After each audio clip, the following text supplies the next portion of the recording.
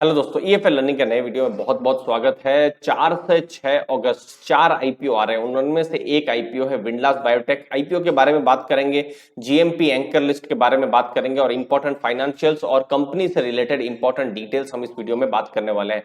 देखिए, 401 करोड़ से ऊपर का ये आईपीओ है। और दोस्तों, ये जो 4 आईपीओ आ रहे हैं, जैसे दिव्यानी इंटरनेशनल है, कृष्णा डायग्नोस्टिक है, एक्सारो टाइल्स है और ये जो विंडलास आईपीओ है, तो इन चारों में अगर मैं साइज के हिसाब से देखूं तो ये तीसरे नंबर का आईपीओ आ रहा है। सबसे छोटा आईपीओ जो है वो है एक्सारो टाइल्स का। तो फ्रेश इशू इसका 165 करोड़ का इसका होने वाला है और उसका यूजेज होने वाला है केपेक्स, वर्किंग कैपिटल और डेट रिपेमेंट के लिए। आईपीओ का अगर मैं प्राइस बैंड देखूं तो 448 से 460 है। 30 का लॉट है, मतलब टोटल इन्वेस्टमेंट आपकी रहेगी 13,800।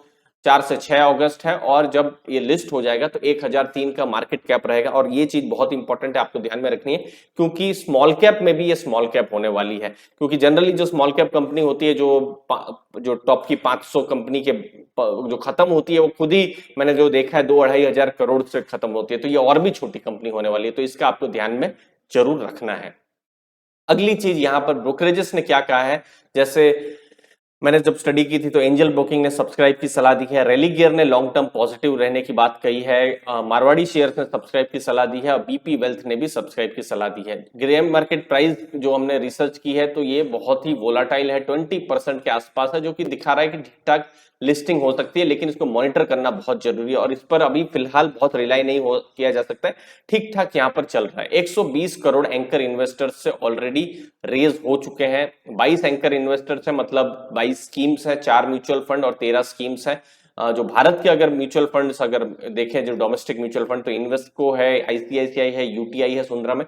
तो एक डिसेंट यहाँ पर लिस्ट है। तो ये एक चीज है जो आपको ध्यान में रखना है।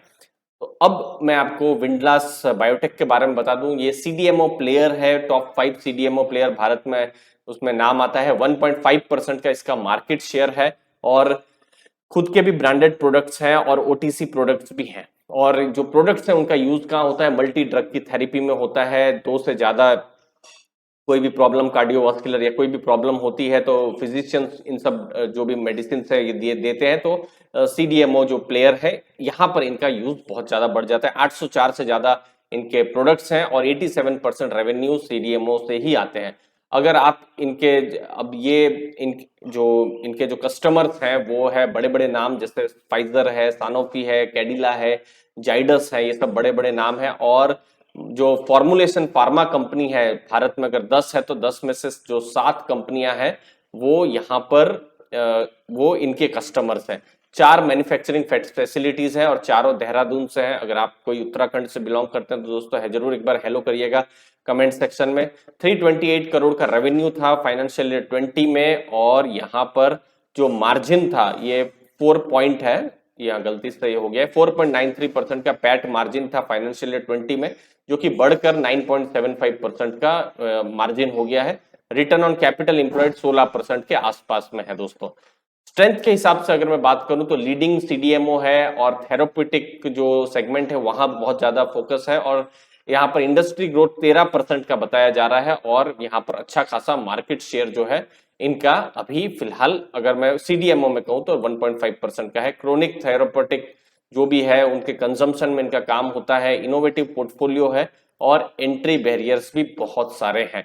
बिजनेस में अगर मैं रिस्क की बात करूं तो सीडीएमओ में कोई बड़ा मोट नहीं है, क्योंकि ऑलरेडी ये मार्केट बहुत ही कॉम्पिटिटिव है और 300 से 400 ऑर्गेनाइज प्लेयर ऑलरेडी है और अनऑर्गेनाइज 1500 कंपनियां हैं। तो एक होता है ना कि एक कंपनी जो सिर्फ यही बनाती है, जैसे आप आईआरसीटीसी की बात करते हैं, बहुत लोगों को क्यों इंटरेस्ट आता है, क्योंकि आईआरसीटीसी का बिजनेस एक तरीके से मोनोपोली बिजनेस है। टिकट बनानी है ट्रेन के लिए तो आईआरसीटीसी ही है।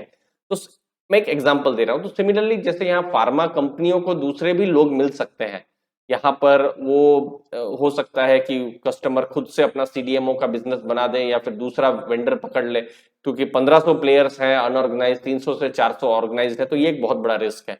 टॉप 10 कस्टमर से लगभग 57% रेवेन्यू मिलता है, तो ये भी ध्यान में रखना है।